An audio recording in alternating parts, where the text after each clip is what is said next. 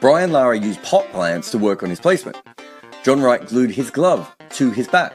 Sachin Tendulkar dug up practice pitches. Tatenda Taibu cut the top off his bat. Claire Taylor used a hockey grip. Steve Smith was from tennis. Dean Jones would call phantom runs. And Victor Trumper turned the nets into a war zone to survive. The best batters in the world do whatever they have to make runs. We have told their stories in our new book, The Art of Batting.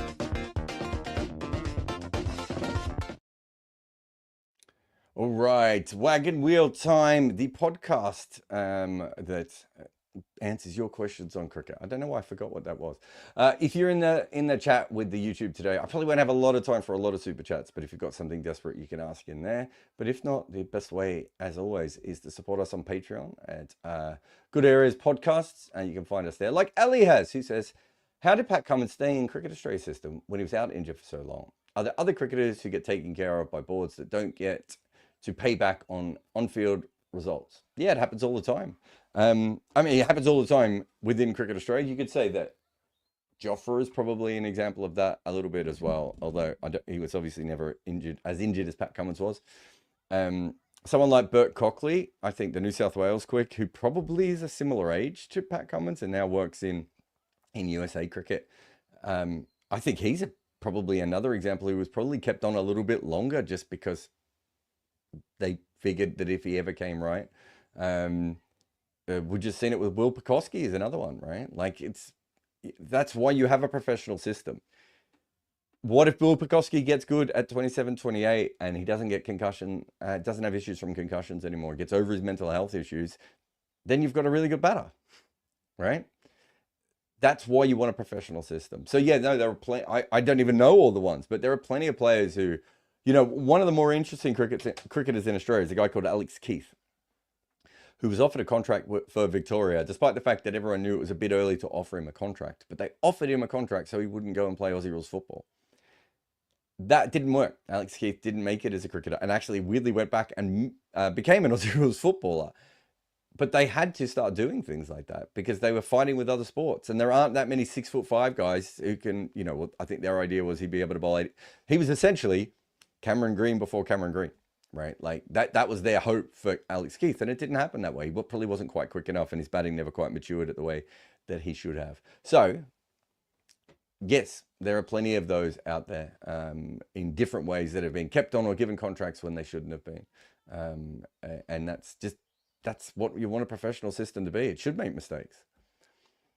Rob says, why do test matches start at 10 a.m. or later? Why not start at 8 or 9 if daylight permits? Is this the ground staff preparation time or just tradition? A lot of it is to do with moisture.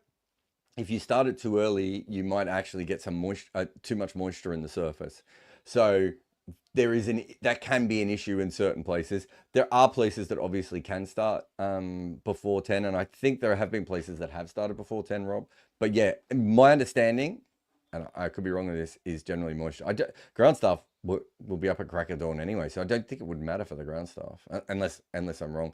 And then I suppose you've also got just the tradition of when people go to the games at this stage might also play a part, but I would have thought it would be more to do with moisture. Person says, in reading your new book, The Art of Batting, it got me thinking, is there a bowling equivalent to W.G. Grace, someone who was able to adapt to the shift from underarm bowling to overarm? Bonus question, convince me that the NBA draft isn't rigged. No one will be helping the Mavericks at the moment, so that one's easy. There isn't quite a bowling equivalent to W.G. Grace. There's quite a few guys between the 1950s and 1960s who 1850s and 1860s who start to become experts on overarm bowling. But if you ask me, I would say that the person is really Fred Spofforth, and he's nowhere near the level of cricketer W.G. Grace is. But he starts as an underarm bowler, sees the England Tour Australia, learns overarm bowling on his own, and then adds swing to that, right? He's written a book about it. You can find it on Kindle. I don't think it costs very much. But it's really interesting the way he was thinking about it in the 1800s was so advanced. It's one of my favorite passages of it's one of my favorite books in cricket, and it's not even a book. It's like 20 pages maybe. But yeah, he's probably that person.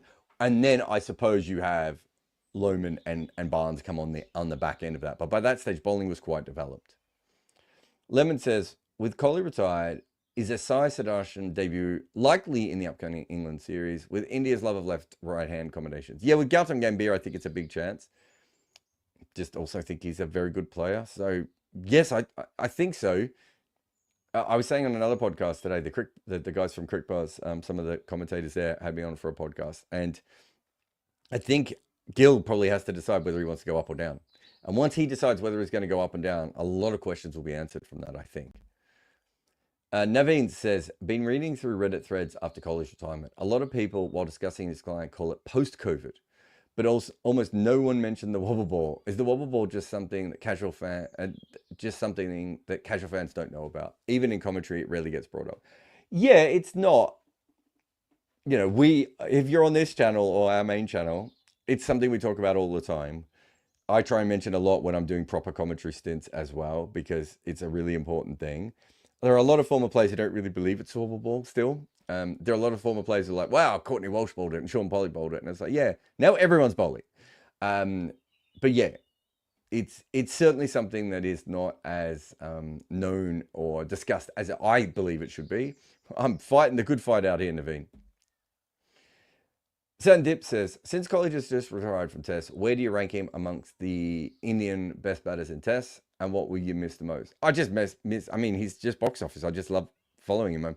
When the Fab Four came out, he was the player I picked straight away. He was just the one that most spoke to me, and nothing has changed since. Where do I have him? I have him behind Tendulkar, Gavaskar, Dravid, and ahead of Virender Sehwag. Someone should write a book on that. William says, I've seen lots of discussion recently that Australian conditions aren't as suited to tall fast bowlers as they were previously. How true is this?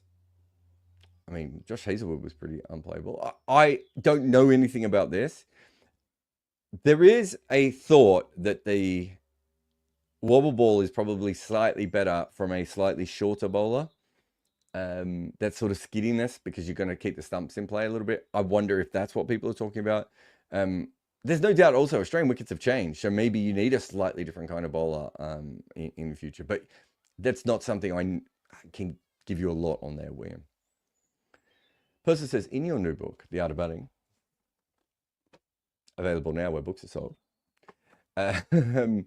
you mentioned Stephen Smith got Tommy John surgery or ulnar collateral ligament reconstruction. How many cricketers have gotten this surgery? In baseball, it's pretty common amongst pitchers. Yeah, so Tommy John was a pitcher, I think, wasn't he? It's something.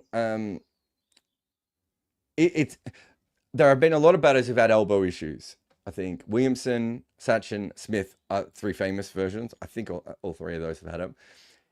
There's something, and I don't exactly know if it's the fielding or the fielding combined with the batting, because we don't seem to see it as much with pace bowlers, which would make sense because they're doing bigger throws than fielders are doing quite often. So than in a circle fielders are doing. So I don't know if there's something to do with the technique of batting that can sometimes have an issue there. But yes, it's certainly something that we've seen a few of, but not enough that it's not like fast bowlers and their backs, right? Or anything like that. MF Jim says, hope everyone in the team is safe. Yes, really thankfully, everyone from our side are very much safe. History and cricket are colliding yet again, and ultimately the British can be blamed for all the lines on the map. The lines matter. When else has history happening affected cricket? The Pakistan attacks in 2000 is well known, and I know you'll mention world wars, so you can exclude them. I mean, there's so many times. I wrote the book, MF, about the history of Test cricket, and it's really about how life has got in the way of Test cricket as much as anything. So my famous one is the Boer War, right? Where you have three Test playing nations. England is fighting South Africa, but it is England, South Africa fighting Afrikaans South Africa, really, right? The Boer War. So you basically have two Test nations fighting each other. So Test matches obviously stop. But Australia is also fighting in that war for the English. So you have all three Test nations playing, and South Africa stopped playing Test cricket for like 3 or 4 years. I'd have to look at the exact dates. And then almost the minute the Boer War finishes, it's like, all right, back to Test matches. That is my most famous example because that's bizarre. But of course, you've got Bangladesh, Pakistan is another fancy one. And when you're talking about lines on a map, if the line on the map was like 200 kilometers in further east, I wonder if Pakistan would have been as good a test nation as they are today. If the line was 200 kilometers further to the west, we wouldn't have Afghanistan, but Pakistan would probably be an even better test playing nation, an even stronger side. Like the lines really, really matter.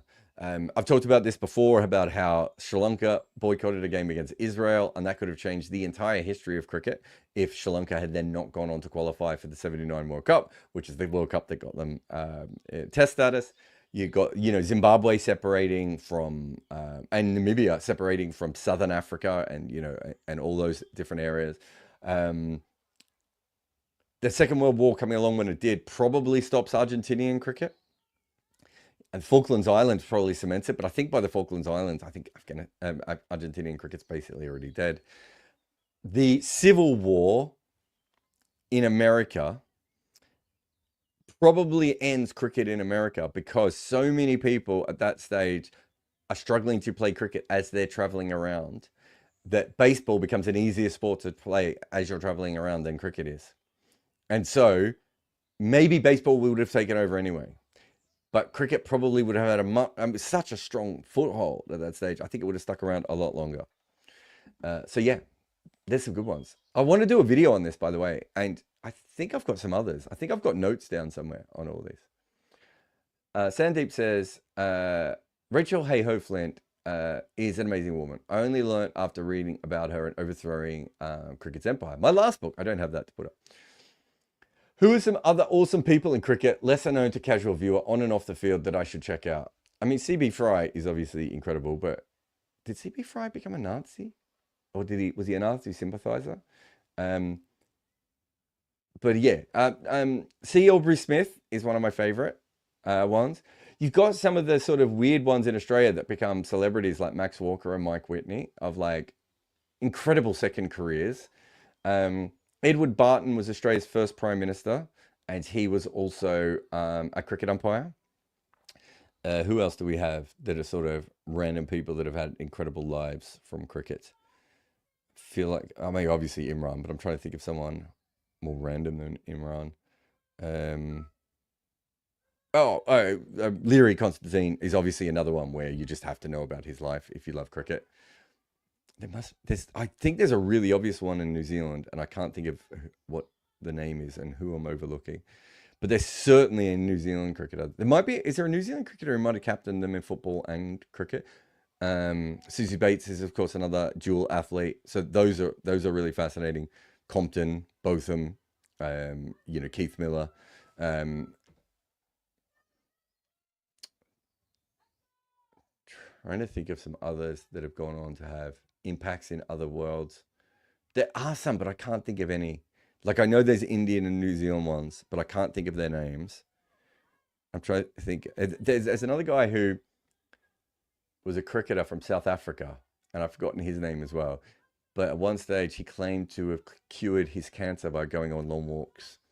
He's got an incredible life. Me and Abhishek wanted to do something on him. And, of course,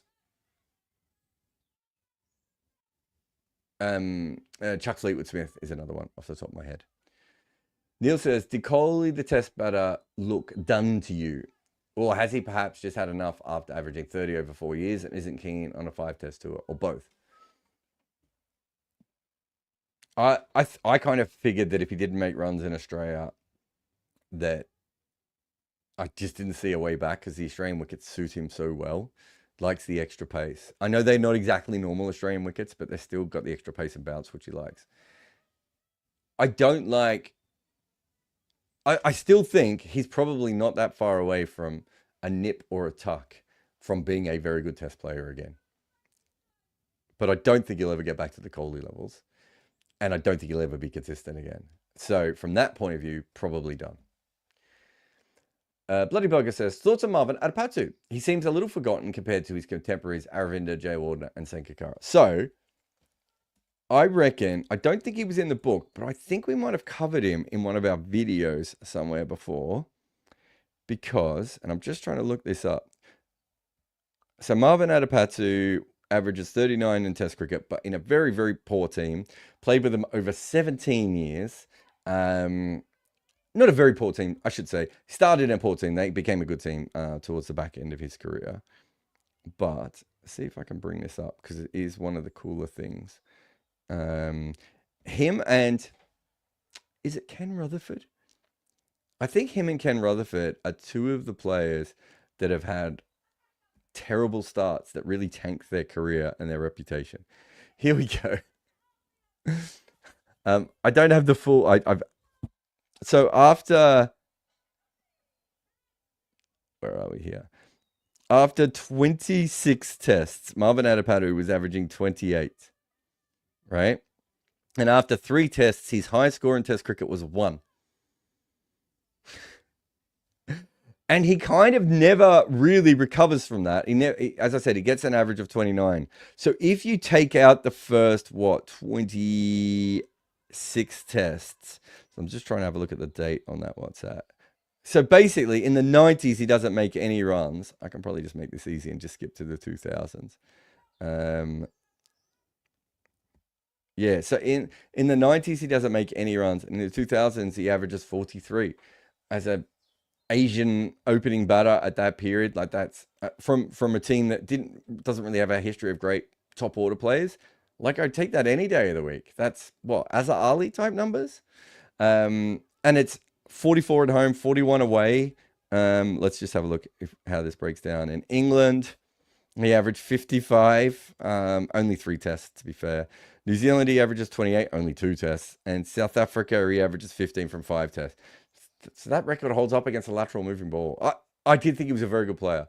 But yeah, don't start your career with 3 test matches where your high score is 1, would be my tip for any players.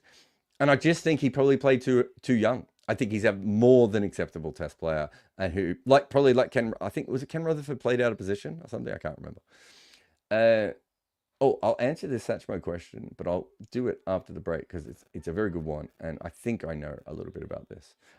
You're watching Wagon Wheel. I'm Jarrod Kimber. As an international cricket journalist for 10 years, I tell you what, I have got a collection of international SIM cards that I will never truly understand. Now I find there is a company called Sally who gives you an eSIM and it makes it all so much easier. So if you're planning on making any trips, download your Sally eSIM app and you can also get a 15% discount if you say good areas, all one word, at checkout. Travel like a pro with your Sally eSIM today.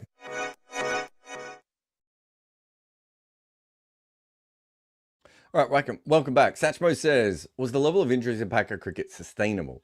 Teams were rarely able to pick from a fully fit squad. It's really fascinating. So he put so much pressure on the cricketers to play so many games.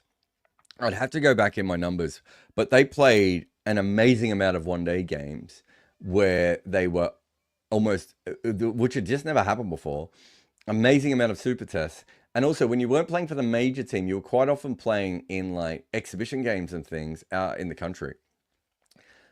His system was horrendous on players. I'd say it's way worse than probably anything outside of maybe the county system. But the problem with the county, or the plus with the county system is if you're a top player, you can pull back a little bit, right? This was like top level cricket. These guys were playing at their maximum. You're bowling to Barry Richards or Viv Richards, right? Or Gordon Greenidge or Greg Chappell. You can't run in and bowl little medium paces. On top of that, the helmets weren't ready. And he picked all the world's best fast bowlers, right? And just pinged people with them.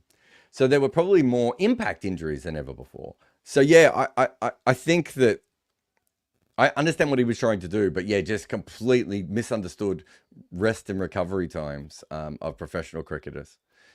A bit like the people who invented the county system. Neil says, you mentioned a couple of weeks back that Fred Truman rather than Harold Larwood was the first modern bowler. How so? And what about Ray Limwell?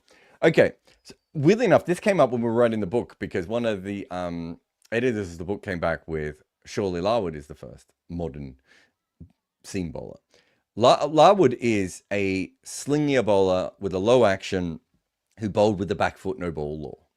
Truman and Wes Hall, but Truman is slightly before Wes Hall, are the first sort of tall, big bowlers who can swing the ball, seam the ball, hit the deck. Linwell is another very similar but more skillful version of Harold Larwood. That was the sort of bowler before, was much more like that. And then we have this generation of Truman, Hall, all the Australians, all the West Indians. You end up with Ishant Sharma, right? And I'm trying to think of a Pakistani, Nazim Shah, right? You end up with those sort of taller, hit the wicket types of bowlers. And that is kind of what Test cricket bowling becomes for a long period. We're now maybe moving back slightly to a different style, but that's basically what it has become. And height hasn't gone away, right? So having the lower arm action of Larwood and Linwell, and just having maybe one weapon. I think Truman is the first one that starts to get a little bit more than that. Sandeep says, considering the recent developments with the Saudi Slam, is everything pointing towards a complete overhaul of the cricket calendar after the 2027 season? Potentially the last Cricket World Cup in its current format, changing world. Yes, everything's changing. So for those who haven't seen it, I obviously did a bunch of videos about the Saudi Slam and about the relationship of the Ambani family and Saudi Arabia and world cricket and all these different things based on the leak that Chris Barrett got. From that, the new CEO of the ICC is a former Ambani employee. Color me shocked. This is where it's been going for a long time. I think there is going to be a change. There's certainly going to be a relationship with Saudi Arabia, but clearly the most important people in cricket are the Ambanis by such a large distance now. They're probably sick and tired of me talking about it, but yeah, it's going to change. I don't know what the ideal calendar is, Sandeep. I'd have to have a look. Satchmo says, what was the earliest great spin bowler who might make a top 50 all-time spinners list? Hugh Trumbull, Satchmo, I think, is probably the first guy, isn't he, that probably makes that. I don't think, and he's around just before Aubrey Faulkner and all those guys, and I'm not sure that Aubrey Faulkner would make it. And then obviously then it just depends on your theory on Barnes, right, at that point. But yeah, off the top of my head, Hugh Trumbull, just a genius level bowler, well ahead of his time. I think did he have the most wickets? He had a bunch of hat tricks and now has a cafe at the MCG. Ian says, how is the IPL suspension likely to affect the calendar outside of India? I know most of the English players have flown out of India. Will most international players play beyond the original scheduled finish date? I don't know, Ian, only because I haven't really looked at the calendar beyond that. It's going to have some impact. But so is the PSL, perhaps. They both should have a little bit of impact on it. But I haven't done enough looking at that at the moment. PJ says, what does success and failure look like going ahead for the franchise leagues that aren't the IPL or Saudi? Yeah, so I think the PSL has probably set itself up pretty well now. I've just been like, there's no point. We are just a separate league. We exist within that to ourselves. And I think that seems pretty fair, right? Like, I think that's the right way of doing it. You'll see a lot of leagues doing that. What you'll probably see in the next little while is a lot of leagues trying to work out what their place in the world is, where they fit on the food chain. So I've said this before. There's basically a couple of chances for some international type leagues. So SA20 Major League Cricket, maybe the 100. The Big Bash might eventually fit into that as well. Big Bash and New Zealand should just come together. And then you'll have a bunch of what we will just call purely domestic leagues, right? And that should be leagues like Sri Lanka, New Zealand. The CPL is a weird one, isn't it? Because of the USA, but that's what they should be. And by purely domestic, I don't mean that you don't get international players, but you probably don't try and get Rashid Khan. And what you actually try and do is make sure that it's a great tournament for your local fans, right? And so that's kind of what the Big Bash did at its best, right? So I think that's what leagues should be looking at, is trying to make themselves the best they can for the local fans. And that also, if you do mash up some of these leagues, you could still have a separate league for your local fans as well, like a smaller one. So there are other ways of doing it. But yeah, so failure is non-existing. right? Because then you really stuff something up. Manon says, so I am a left-arm pacer, but I'm not exactly very aggressive. No crazy celebrations or aggression after a wicket.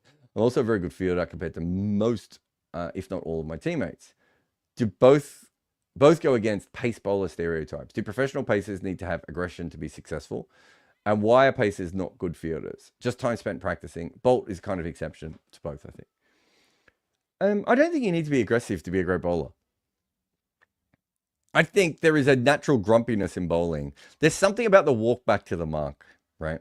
So I played with a cricketer recently, and it's just like, I was thinking as he's walking back to his mark in the grumpy way, he's just probably walked back to his mark without a wicket so many times that it has affected him. And that occasionally comes out at umpires, at players, at captains, at whoever. And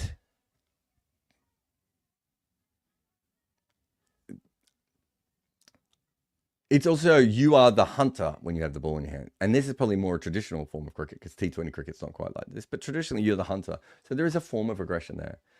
But realistically, you've just got to be good at your skill set. Fielding is a little bit different. I do think that fielding relies on a lot of hand-eye coordination, right? And that you would expect batters to be better at hand-eye coordination than anyone else. And catching, probably also that fast twitch, muscle fiber, reflex type skill that you need.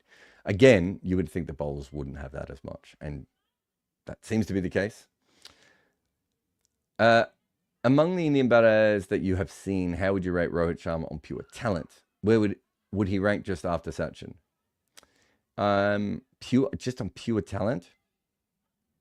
I would probably have it as Sachin, Viru,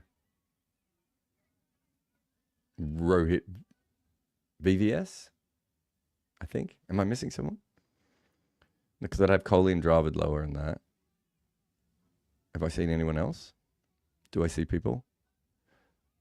And Jaiswal might be on that list as well. If we're talking about pure talent, I'd like to see 3 or 4 more years of it. But if we're talking pure talent, I would have Jaiswal on that list. Can I put Vinod Kambli there? No, I probably can't. I probably shouldn't. Ellie says, 2 months long, IPL PSL, 1 game a day, seems too much and gets a bit boring. How are they going to make it sustainable to have 6 months long from a broadcasting perspective? So, one of the big issues that they have at the moment is the 1 game a day. You don't need 1 game a day, right? If I'm watching the NBA and there's a boring game on, I turn it on to another game. I have multiple options throughout my evening. I can even pick the game that I want to watch and skip all the others, and maybe I'll still see the wrong game. Same with baseball. Same with football. That's one of the issues, Ali. Because you get 4 bad games in a row from Monday through to Thursday, it's going to affect the entire rest of the week, right? So, yeah, that means your team will be playing, every 3 to 4 days then. You'll have multiple games to watch as a casual fan. Yeah, that's how I would do it. Lemon says, the laws of cricket have changed. Now there are no stumps at the non-striker's end, and the umpire is completely digital so that bowlers can run and bowl through where the stumps once were. Okay, yeah. What major changes would we see to how the game is played? Yeah, it allows you to do like a sneak version of angles, right? So at the moment, you can only stretch it by 2 meters or whatever it is. That would allow you to have a 5 meter radius. I'm not sure it would change cricket massively, but it would obviously change things quite dramatically because the ability to bowl over or around or through the stumps at any stage means that the batter has a much harder time of lining you up. So there should be a natural advantage to bowling. But it should have a natural advantage. I wonder if it also really helps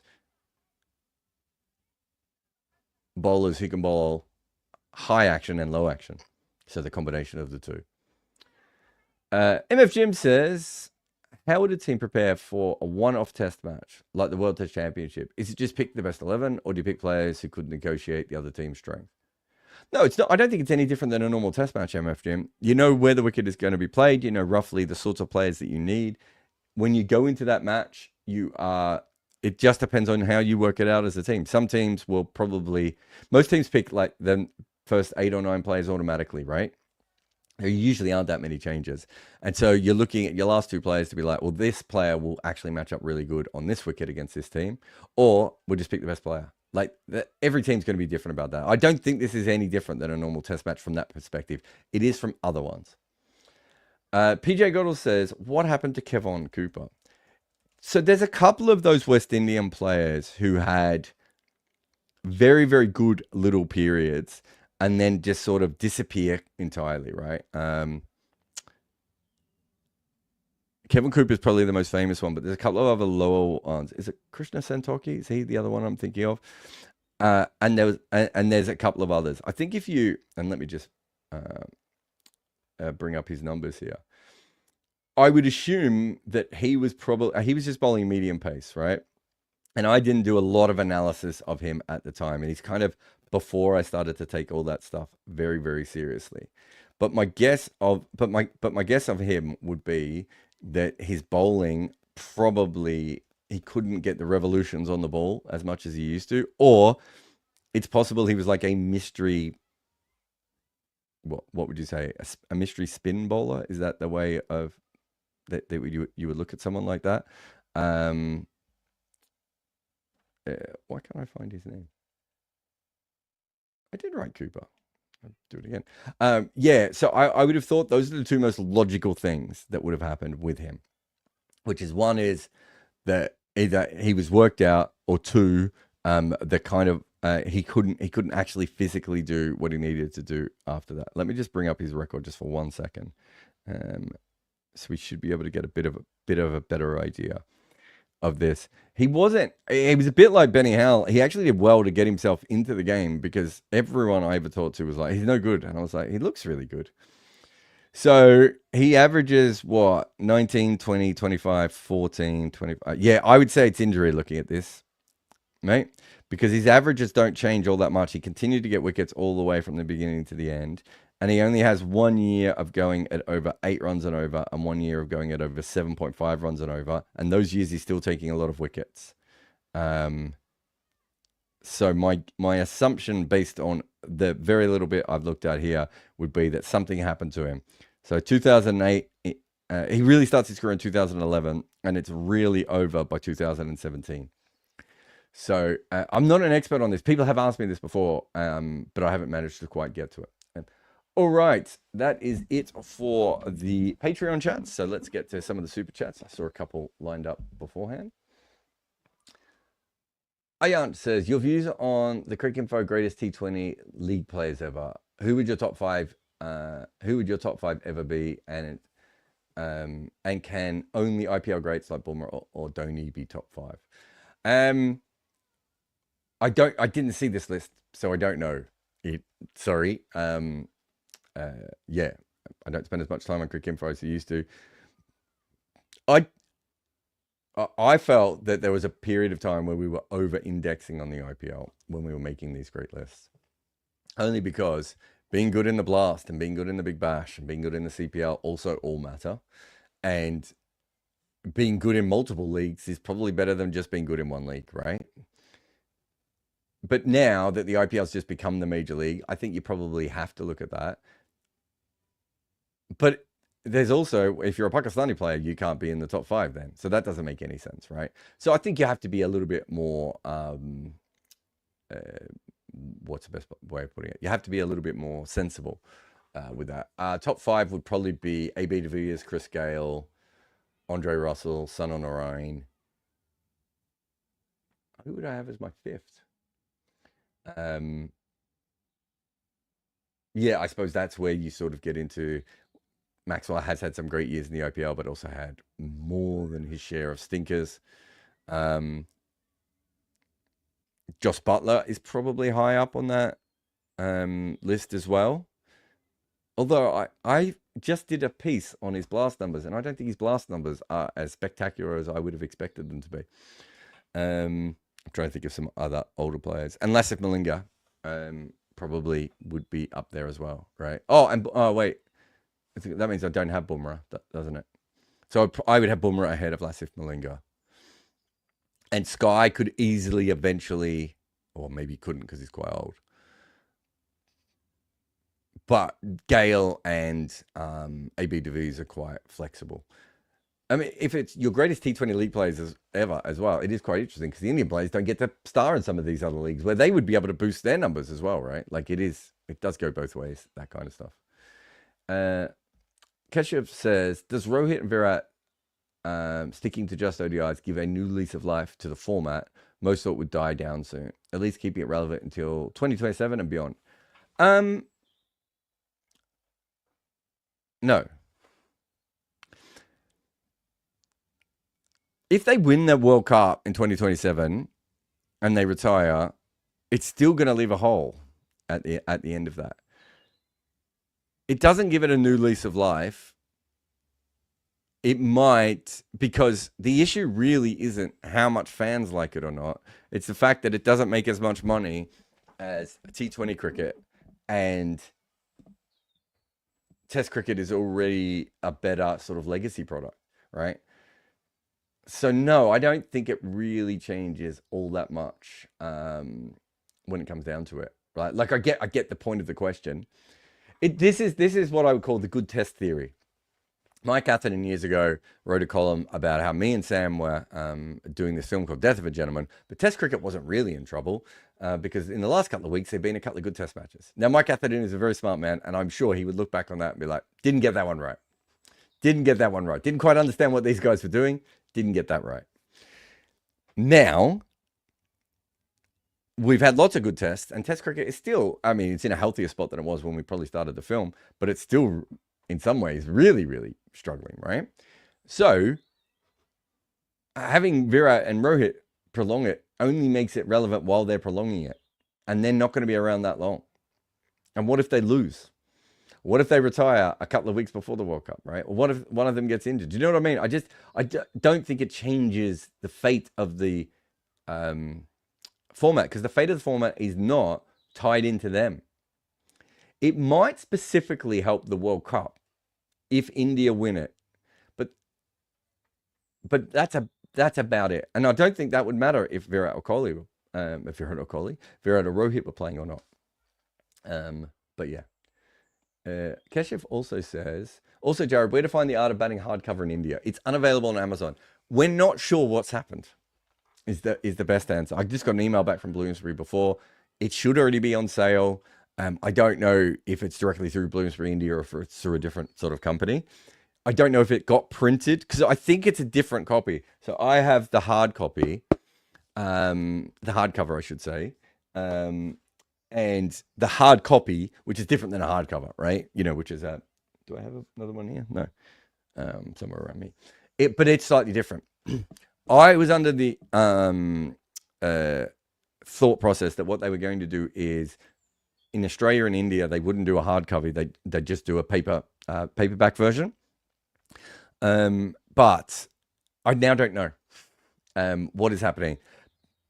So I'm not sure if they've actually imported some of them and they haven't just come over, or they're printing their own and they just got caught behind.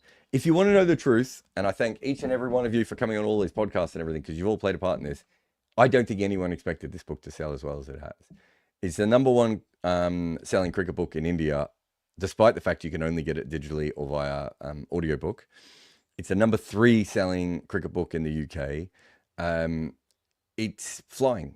Right. And I don't think anyone really ever expected that to happen. I think everyone was hoping that it would sell pretty well, but not to the level that we're talking about now. Like, it's really gone well and truly beyond what we thought it would be. Now, it might still slow down, and, you know, I don't know how many people have read it at the moment. Do you know what I mean? Like, maybe when people start to read it, they're like, oh, okay, it's not great. The Reddit thread, which I haven't read, but people have told me about, is really positive. The reviews have been really positive. The feedback I've had on it is certainly the most feedback I've ever had on a book, and the most positive feedback I've ever had on a book. So it's all good signs. So if you own the rights to The Art of Batting in India, you're going to want to get it out in paper, right? So I would assume now that something has happened, and they're on the way of trying to rectify that. Could just be a simple problem too. I've never had a book that has actually been available in multiple countries within like the first month of it being published. I've never had a book that's actually ever been available in 3 different countries without you ordering it from another a place. So we're already ahead, and the fact that it's selling in India and selling so well means that they're going to print a lot of copies, right? That's how these things work. So it should be great. They should catch up with it. Uncarneo says, your view on the Queensland kid Vidler. Lots of pace, really exciting. I haven't done a deep dive on him as much. And Fergus O'Neill. So Fergus O'Neill, obviously, I've seen him play a lot more. He probably has played a lot more, but also he's Victorian, and so, you know, I'm going to see more of him. I wonder if he's just a little bit too slow for Test cricket. But I would have said that about Boland, and those things maybe don't matter as much as they used to. He's just ridiculous for Victoria. I would have thought that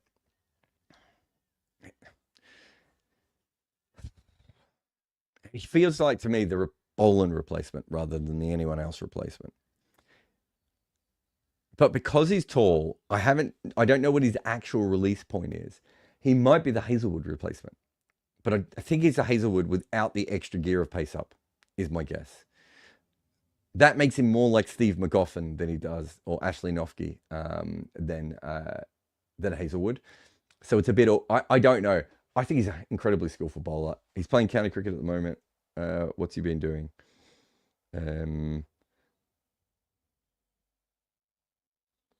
Why can't I find his figures? So he took 5 for 19 against Warwickshire, 5 for 81 against Durham, so 8 wickets in that game. Yeah, he seems to be doing pretty well. What's that? Yeah, he's got quite a lot of wickets actually in the 4 games so far. Look, I think he's a talent. I'm not sure what his ceiling is, and that probably comes down to pace. So if you go to Vidler, who's a little bit different, obviously, because of the Callum's extra pace, maybe, and he's younger as well. He's quite interesting. But yeah, I think they're both. And I say Vidler's quicker. I've only seen a little bit of him, but I think he's quicker. I think they're both really, really talented bowlers, and one is very young and undeveloped. The other one is very developed, so it's easier to have more of a thought on. I suppose if you were putting it at the moment, you would say that Vidler probably has a higher ceiling, but that's just because younger players kind of feel like they have a higher ceiling. Walking Alive says, long time no see. Happy the book is doing great. Please figure out how to get it in India. Don't have Kindle with me. Yep. Well, I've just explained that one, haven't I? Yeah, we are getting it to India. It is supposed to be in India already. It says the 8th of May. We're now on the 13th of May. I don't know what the issue is, but we're working on it. But obviously, I'm not really in a position to be able to force anyone on it. But if you like it and you do have a Kindle or you do listen to Audible, please buy it. And, you know, and if not, wait for the print copy. It'll be out fairly soon. Ravish says, I have faith this book will do good because in other sports, there are more of these top 20 or top 50 player rankings, and in cricket, it was needed. Yeah, it's weird. In fact, I kind of felt when I was writing it that, like, at the time I was like, this is just a book that everyone writes. And I was like, actually, there aren't many of these in cricket at the moment. You know, Ted Dexter's book I really like, and Simon Hughes did a great book about batting and everything else. But I actually, weirdly enough, a bit like when I did the Test cricket book, and I was like, everyone's sort of done this. And I looked around and I went, actually, there aren't that many books on the history of Test cricket. And it's the same here as well. Look, I think it's a good book because of the things outside the list. If the list helps sell it as well, like the more things that can help sell the book, the better. But please go and find it. Anyway, I'm done. Thank you, I've done all the super chats. I have done all the super chats. Thank you very much to everyone. And we will be back for more Wagon Wheel very soon. I'm always here. Really, I know. I'm always with you. Ross Taylor couldn't see at night or when the clouds were in. Eventually, he had to see an eye specialist who would fix his eyesight. In the 2 years before the change, he still averaged more than 50 in international cricket. The top level of batting talent can basically see in the dark. That is who we are talking about in our new book, The Art of Batting. Head over and order your copy today.